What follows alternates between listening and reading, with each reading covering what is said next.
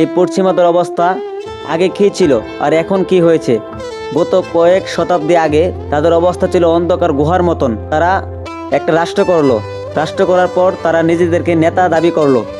নেতা দাবি করার পর তারা এখন দাবি করছে যে আমাদেরকে গোটা বিশ্ব ফলো করতে হবে। প্রত্যেকটা রাষ্ট্রের মধ্যে আমাদের যে প্রোডাক্টগুলো আছে, আমাদের যে রীতিনীতি আছে, এগুলো ছড়িয়ে দিতে হবে। এবং প্রত্যেকটা ঘরে ঘরে পশ্চিমা সংস্কৃতি, প্রত্যেকটা ঘরে ঘরে এই পশ্চিমা সংস্কৃতির যে আবিষ্কারগুলো প্রত্যেকটা ঘরে ঘরে আছে। এখনকার যুবকেরা যে মাথার যে চুলের কাটিং, এটা পশ্চিমা সংস্কৃতি। পশ্চিমাদের একটা যুবক একটা চিঠি লিখেছে, আমরা হয়তো মুসলমানদেরকে ইহুদি বানাতে পারি নাই, তবে হ্যাঁ, আমরা তাদের থেকে পর্দা উঠিয়ে নিয়েছি। আমরা তাদের ভিতরে তাদের নবী মোহাম্মদের কালচার উঠিয়ে আমাদের কালচার ঢুকিয়ে দিয়েছি।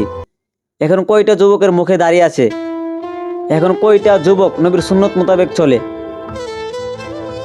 তারা কিন্তু তাদের দায়িত্ব ঠিকই পালন করেছে এবং আমরা দিন থেকে সরে গিয়েছি। একটা ইহুদি রাষ্ট্র একটা মুসলমান রাষ্ট্রকে গ্রেপ্তার করলো। এখানকার কয়েক দল লোককে তারা বন্দি করে বলল, তোমাদের কোরআনে লেখা আছে যে তোমাদের আল্লাহ মুসলমানদেরকে অবশ্যই বিজয় দান করবে, এখন তো তোমরা আমাদের হাতে বন্দি।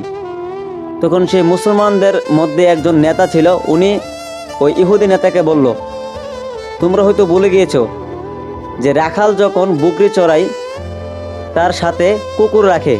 যখন বকরিগুলো রাখালের ঘর থেকে বের হয়ে যায় তখন তারা ওই রাখাল কুকুর ছাড়িয়ে দেয়। কুকুর ছাড়লে কুকুরগুলো এর বকরিগুলোকে তাড়িয়ে ঘরের ভিতরে ঢুকায়। আমরা হয়তো আল্লাহর দিন থেকে সরে গিয়েছি, সেজন্য আল্লাহ তোমাদেরকে কুকুর হিসেবে আমাদের সামনে পাঠিয়ে দিয়েছে।